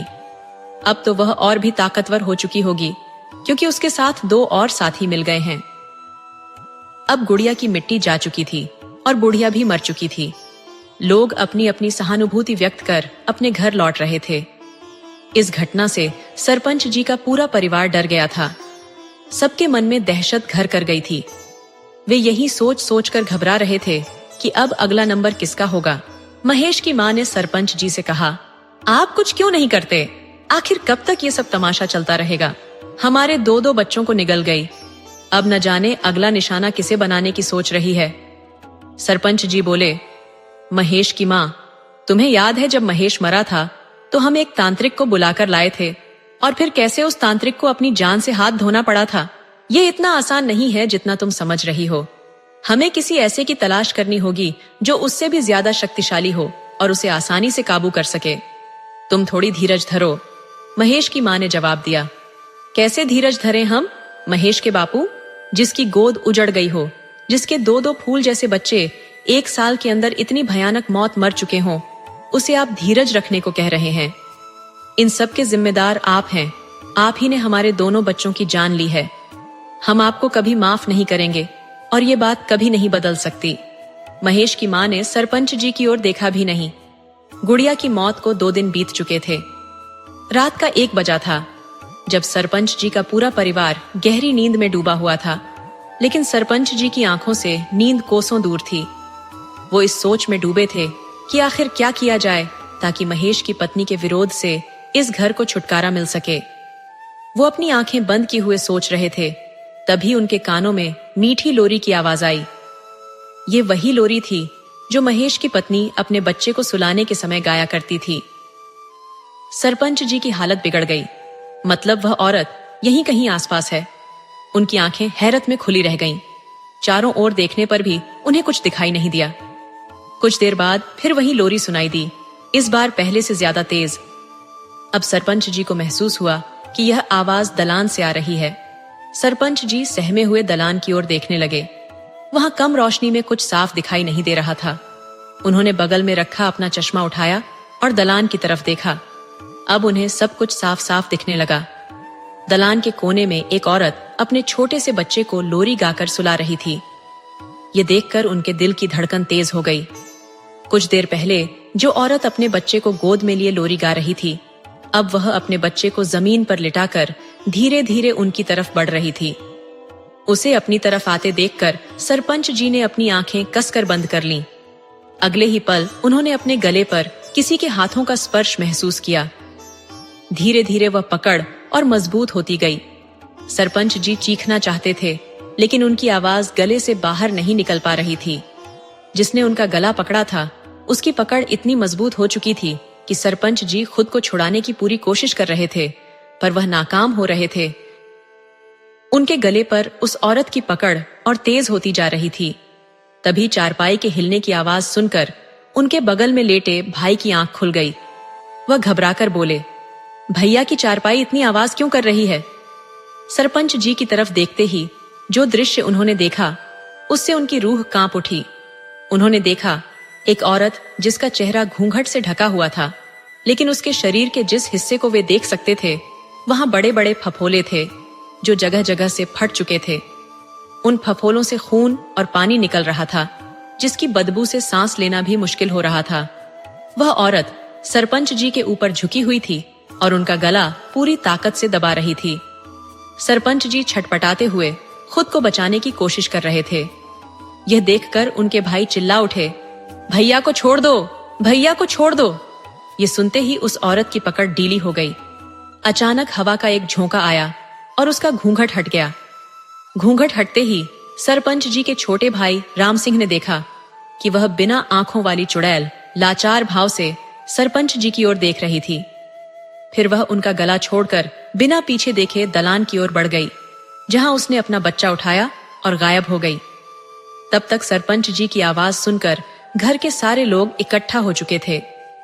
उस रात तेजा सिंह के परिवार ने पूरी रात जागकर बिताई। अगले दिन सुबह होते ही सरपंच जी ने किसी ऐसे तांत्रिक की खोजबीन शुरू कर दी जो उस चुड़ैल से उनके घर को निजात दिला सके। इस काम के लिए उन्होंने गांव के कुछ आदमियों को भी लगा दिया था। शाम तक उन्हें एक पंडित जी के बारे में पता चला जो इस तरह के मामलों में बहुत ही माहिर थे। लेकिन एक दिक्कत थी, वह हर जगह नहीं जाते थे। जब यह बात सरपंच जी को पता चली तो तो उन्होंने पंडित जी को लाने के लिए खुद जाने का फैसला किया। उन्होंने अपने दोनों भाइयों को साथ लिया और पंडित जी को लाने के लिए निकल पड़े। अभी मुश्किल से 200 कदम ही चले होंगे कि पीछे से एक लड़का हांफता हुआ दौड़ा चला आ रहा था। वह लड़का बोला, बाबा जल्दी चलिए, बाड़े में आग लग गई है। ये खबर सुनते ही वे लोग दौड़ पड़े और आकर देखा कि पूरा बाड़ा धू धू करके जल रहा था। अंदर से मवेशियों की करुण पुकार और राम बहाने की चीखें सुनाई दे रही थीं। कुछ लोग आग बुझाने की जद्दोजहद में लगे थे, मगर आग थी कि थमने का नाम नहीं ले रही थी, उल्टे और भड़क उठ रही थी। लोग समझ नहीं पा रहे थे कि क्या करें। उसकी ज्वालाएं इतनी तीव्र थीं कि जानवरों को बचाना तो दूर, कोई बाड़े के नजदीक भी नहीं जा पा रहा था। कड़ी मशक्कत के बावजूद आग पर काबू नहीं पाया जा सका। अंततः आग तब बुझी जब उसे खुद बुझना था। पूरा बाड़ा जलकर खाक हो गया। मवेशी तड़प तड़प कर दम तोड़ चुके थे। 15 मिनट के अंदर सब कुछ बर्बाद हो गया। फिर पूरा गांव सरपंच जी के दरवाजे पर उमड़ पड़ा। लेकिन अब क्या किया जा सकता था? कोई उपाय नहीं था। एक व्यक्ति बोला, सरपंच जी आखिर कब तक ऐसा चलेगा? किसी ने कहा, उपाय तो करने ही जा रहे थे भैया। आग लगने की खबर सुनकर लौटना पड़ा। स्थिति की गंभीरता को भांपते हुए सब असमंजस में थे कि अब क्या किया जाए। सरपंच जी, जो बेहद निराश लग रहे थे, बोले, हम जानते हैं। तभी एक आदमी ने कहा, यह सब हमें जाने से रोकने के लिए किया गया है। पिछली बार भी उसने ऐसा ही करके उस तांत्रिक की जान ले ली थी। दूसरे व्यक्ति ने सहमति में सिर हिलाते हुए कहा, सही कह रहे हैं भैया, वो बड़ी खतरनाक है। सरपंच जी बोले, हाँ भैया, बहुत खतरनाक है। बहुत बुरा हुआ, बेचारे बेजुबान मवेशी भी नहीं बच सके। हमें नहीं लगता कि वो इतनी आसानी से कुछ करने देगी। किसी और ने कहा, इसका उपाय खोजना पड़ेगा, जो भी करना है जल्दी करो। भैया, अब हमारे पास ज्यादा समय नहीं है। क्या पता कल को पूरा गांव इस डायन के प्रकोप का शिकार हो जाए। दूसरा व्यक्ति बोला, बिल्कुल सही कह रहे हो भैया, जल्द ही कुछ करना होगा, वो भी बेहद गुपचुप तरीके से, ताकि उसे कानो कान खबर न हो। फिर उसी रात करीब 9 बजे सरपंच सिंह के घर एक पंडित जी का आगमन हुआ। पंडित जी के आने की खबर सुनते ही घर के बाकी लोग बाहर निकलकर उन्हें घेर कर खड़े हो गए और बोले, महाराज, आपका बहुत बहुत धन्यवाद, जो आप यहाँ आने के लिए राजी हो गए। अब आप ही हमें उस प्रकोप से बचा सकते हैं। कृपया हमें बचा लीजिए। सरपंच जी ने पंडित जी के चरणों में झुकते हुए कहा। पंडित जी ने सरपंच जी को आशीर्वाद देते हुए कहा, कल्याण हो बच्चा, इस वर्ष सब भला करेंगे, पर पहले मैं एक बार तुम्हारे घर का निरीक्षण करना चाहता हूं। सरपंच जी ने कहा, जी महाराज, अवश्य। कृपया कुछ ऐसा करें जिससे हमें इस मुसीबत से छुटकारा मिल जाए। इसके बदले आप जो कहेंगे हम देने के लिए तैयार हैं। पंडित जी ने कहा, बच्चा, जो देना है ऊपर वाला देगा। हम इंसान किसी को क्या दे सकते हैं? ये रुपया पैसा हमारे लिए मिट्टी के समान है। पंडित जी के साथ आए उनके शिष्य ने सरपंच जी को पंडित जी के गुणों से अवगत कराते हुए कहा, गुरु जी, यहाँ किसी लोभ से नहीं आए हैं। ये तो जल्दी कहीं जाते भी नहीं, लेकिन यहाँ की बड़ी समस्या सुनकर ही गुरु जी से रहा नहीं गया। आपकी किस्मत प्रबल थी जो पंडित जी यहाँ आए। इनके दर्शन आपको हुए तो अब आप तनिक भी चिंता न करें। गुरुजी ने बहुतों का उद्धार किया है। अब आपके यहाँ आए हैं तो समझ लीजिए आपकी मुसीबत जल्द दूर होने वाली है। इसके बाद पंडित जी ने कहा, चलो अब एक बार पूरे घर का निरीक्षण करवा दो। सरपंच जी बोले, जी महाराज। यह कहकर उन्होंने पंडित जी को घर के मुख्य द्वार तक पहुंचाया। लेकिन जैसे ही पंडित जी ने घर के मुख्य चौखट पर पांव रखा, उन्हें एक जोर का झटका लगा। यह अनुभव होते ही पंडित जी का पूरा शरीर कांप उठा और वे हर हर महादेव का जाप करने लगे। सरपंच जी ने हैरानी से पूछा, महाराज क्या हुआ? अंदर आइए। पंडित जी ने दरवाजे पर ठिठक कर कहा, इस घर की आत्मा हमें भीतर आने से रोक रही है। बच्चा, वो कोई साधारण आत्मा नहीं है, बहुत ही ताकतवर और हठी आत्मा है। इतना कहते ही पंडित जी ने अपनी आंखें बंद कीं और मन ही मन कुछ मंत्र बुदबुदाने लगे। मंत्र के प्रभाव से उन्होंने उस चौखट को बिना किसी रुकावट के आसानी से पार कर लिया। पूरे घर का निरीक्षण करने के बाद पंडित जी ने कहा, यहाँ कई बुरी शक्तियों ने अपना डेरा जमाया हुआ है। उन्हें यहाँ से निकालना इतना आसान नहीं होगा। सरपंच जी ने चिंतित होकर पूछा, महाराज, इसका मतलब इस घर में उनकी आत्माओं का जुड़ाव बहुत पुराना है? पंडित जी ने गंभीर स्वर में कहा, हाँ बच्चा, जिस जगह से किसी आत्मा का जुड़ाव हो जाता है उस जगह को छोड़ना आसान नहीं होता।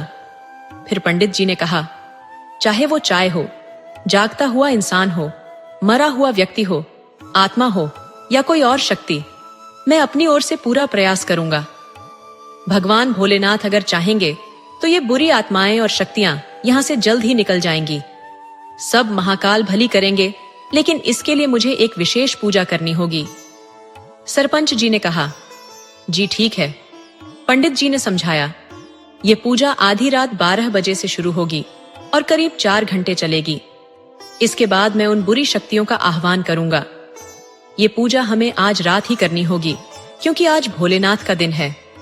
अगर ये पूजा उनके दिन और समय पर की जाती है तो महाकाल प्रसन्न हो जाते हैं और इस कार्य को हर हाल में सफल बनाते हैं। हर हर शंभू, जय महाकाल।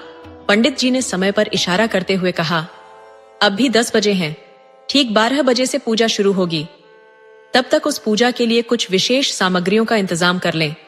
एक बात और, इस पूजा में परिवार के हर सदस्य की उपस्थिति जरूरी है, इसलिए ध्यान रहे कि आज रात कोई न सोए। रात 12 बजते ही पंडित जी ने पूजा शुरू कर दी। जैसा कि उन्होंने कहा था, परिवार के सभी सदस्य उस पूजा में मौजूद रहे। पूजा करीब 4 घंटे चली, जिसमें पंडित जी ने मंत्रों का जप किया।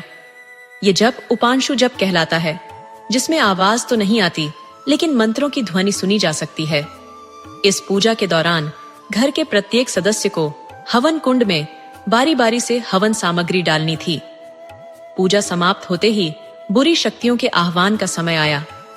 आह्वान शुरू करने से पहले पंडित जी ने पूरे घर वालों को समझा दिया था कि चाहे कुछ भी हो जाए, डरना नहीं है और न ही अपने स्थान से हटना है।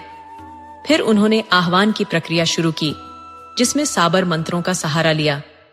साबर मंत्र जल्दी सिद्ध होते हैं और इस वाचिक जप में उच्च स्वर में मंत्रों का उच्चारण किया जाता है। पंडित जी मंत्रों का उच्चारण कर रहे थे कि करीब 15 मिनट के बाद अचानक जोर की हवा चलने लगी। हवा इतनी तेज थी कि आंगन में रखा सारा सामान उड़ने लगा और घर में धमक की आवाजें आने लगीं। पूरा घर इस प्रकार से हिलने लगा मानो जैसे भूकंप आ गया हो। लेकिन पंडित जी ने सबको पहले ही तैयार कर दिया था, इसलिए कोई न डरा और न ही अपनी जगह से हिला। उस बुरी शक्ति ने हवा के माध्यम से शिवजी के दीपक को बुझाने की कोशिश की, लेकिन सफल नहीं हो पाई।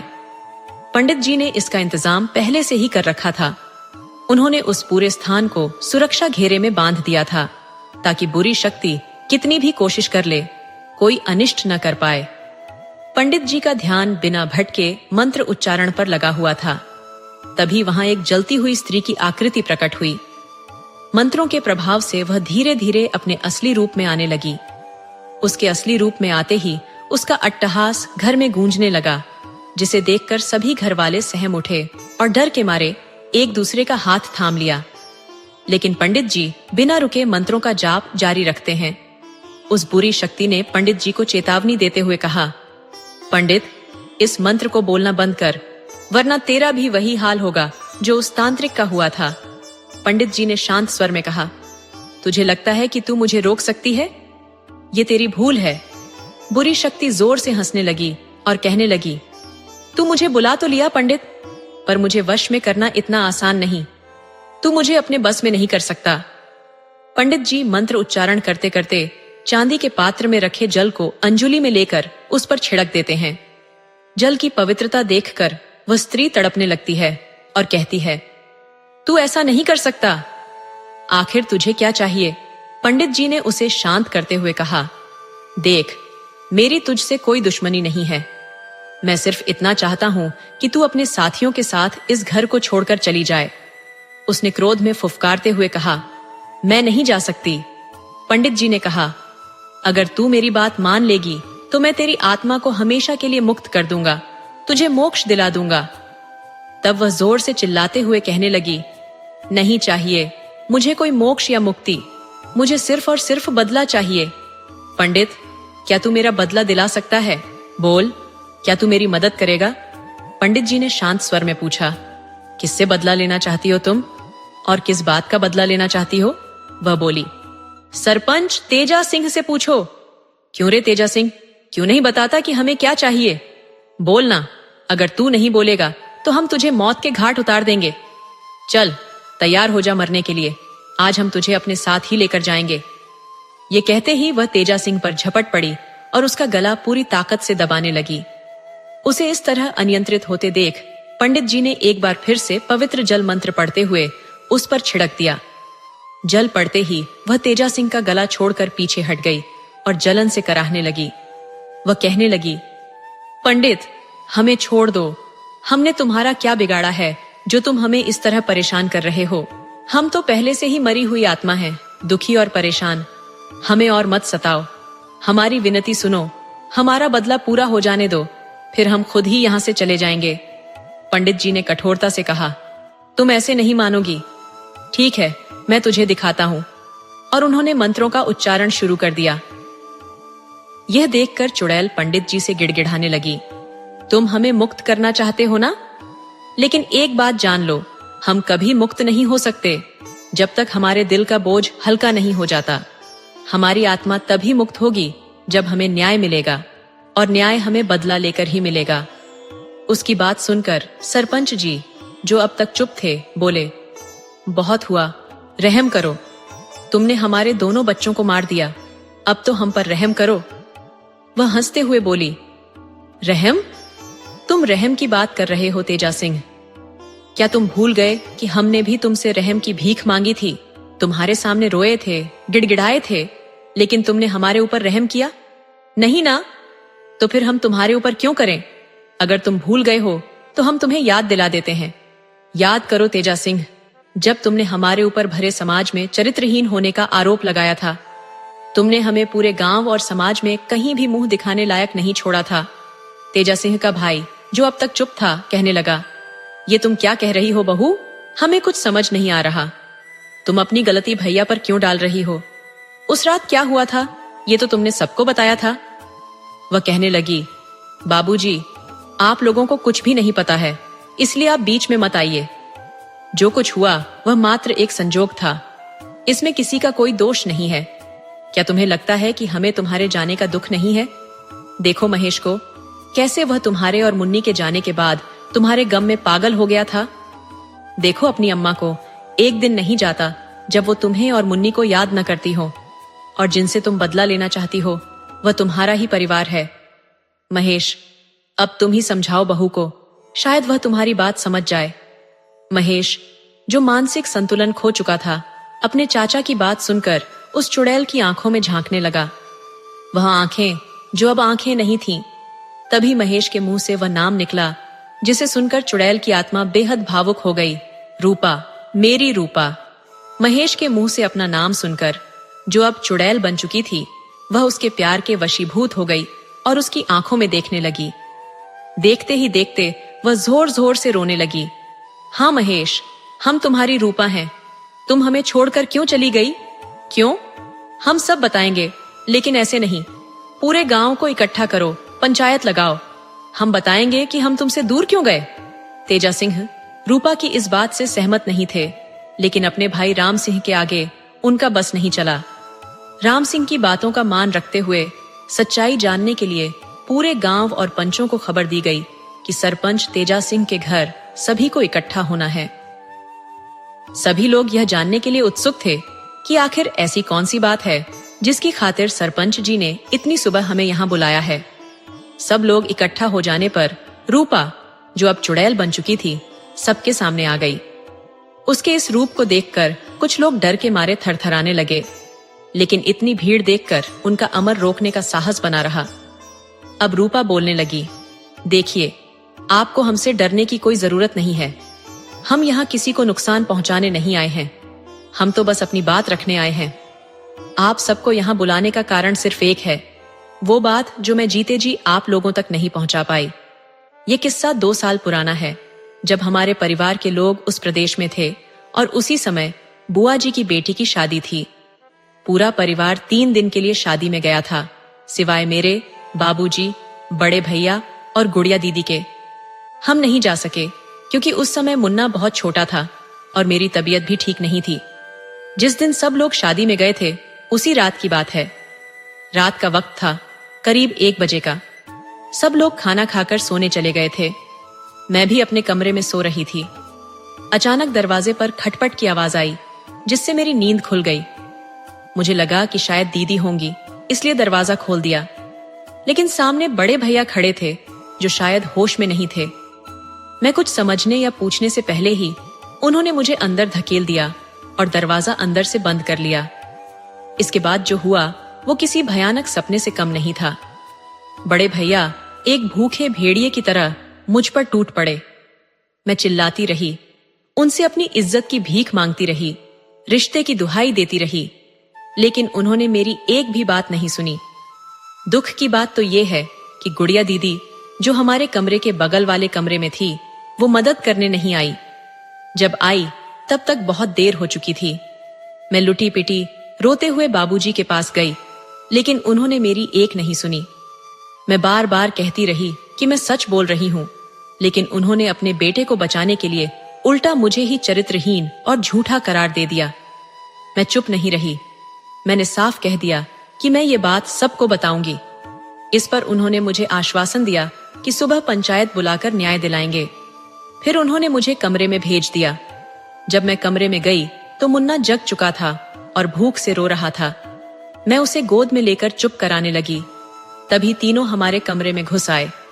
गुड़िया दीदी के हाथ में मिट्टी के तेल का डिब्बा था। जब तक मैं कुछ समझ पाती, बड़का भैया ने मेरे हाथ पकड़ लिए और बड़े भैया ने मेरे पैर। गुड़िया दीदी ने मुझ पर पूरा तेल उड़ेल दिया। फिर ये तीनों बाहर निकल गए और दरवाजे पर कुंडी लगा दी। जाते जाते उन्होंने जलती हुई माचिस की तीली कमरे में फेंक दी। मैं चीखती चिल्लाती रही, कोई तो मुझे बचा लो। अगर मुझे नहीं तो मेरे मुन्ना को तो बचा लो। लेकिन किसी ने कुछ नहीं किया। मिट्टी के तेल की वजह से आग तेजी से पूरे कमरे में फैल गई। मैं दर्द से तड़प रही थी, दरवाजा पीट रही थी, लेकिन ये पत्थर दिल लोग मेरी आवाज पर कोई ध्यान नहीं दे रहे थे। मुन्ना, जो कि रो रहा था, वह आकर मुझसे लिपट गया। मैं चाहकर भी उसे नहीं बचा पाई और फिर देखते ही देखते कुछ ही पलों में मैं और मेरा मुन्ना आग की लपटों में जलकर राख हो गए। इन लोगों ने अपने बेटे के घिनौने कर्मों को छिपाने के चक्कर में ये सब किया। इन्हें यह भी याद नहीं रहा कि उस बंद कमरे में हमारे साथ मुन्ना भी था, जो हमारी तरह तड़प तड़प कर मर गया। ये कहते हुए उसकी आंखों से आंसुओं की धारा बह निकली।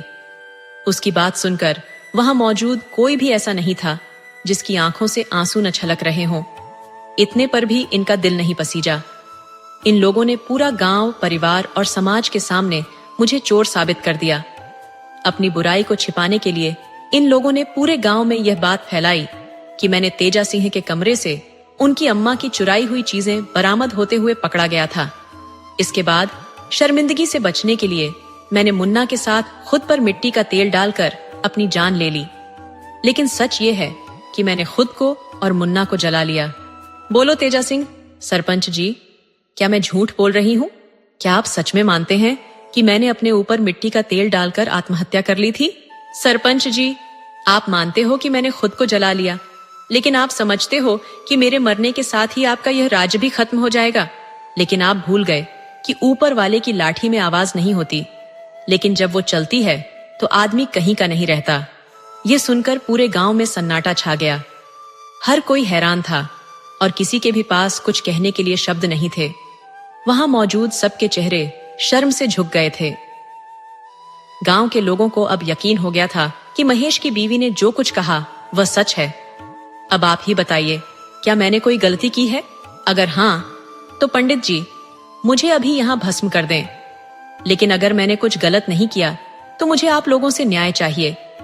क्या आप मेरी मदद करेंगे या उन पाखंडियों की जो खुद को सरपंच बना बैठे हैं और आप लोगों को सच्चा बताने का ढोंग कर रहे हैं?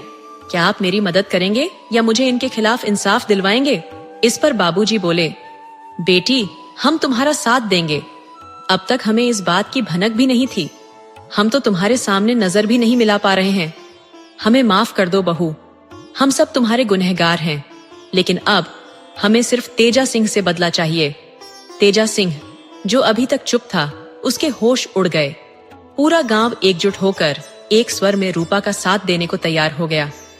रूपा, तुम इस पापी से अपनी मौत का बदला ले लो, हम सब तुम्हारे साथ हैं।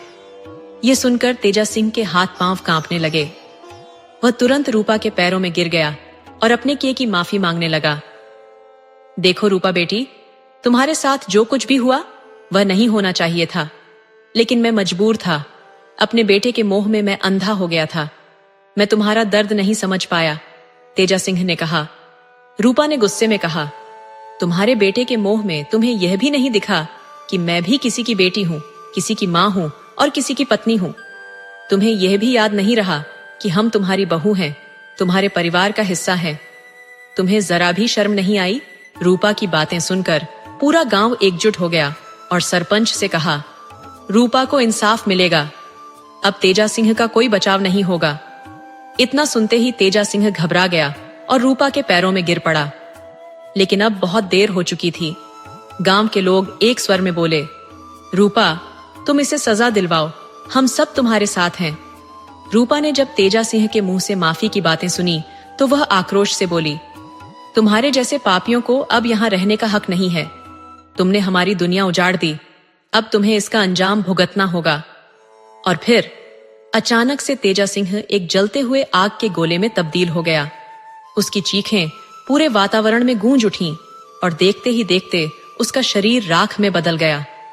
बचा तो बस उसकी अस्थियों का ढेर, जो रूपा के हाथों इंसाफ मिलने का प्रतीक था। उसके बाद पंडित जी ने रूपा की आत्मा को मोक्ष दिलाने की तैयारी की। पूरा गांव, जो अब तक रूपा की दर्दनाक कहानी से हिला हुआ था, उसकी आत्मा को शांति मिलने की दुआ करने लगा। रूपा के साथ साथ उन सभी आत्माओं को भी शांति मिली जो उसके साथ अन्याय का शिकार हुई थीं। अंत में रूपा का दिव्य प्रकाश जुगनू की तरह हवा में उड़ते हुए शून्य में विलीन हो गया।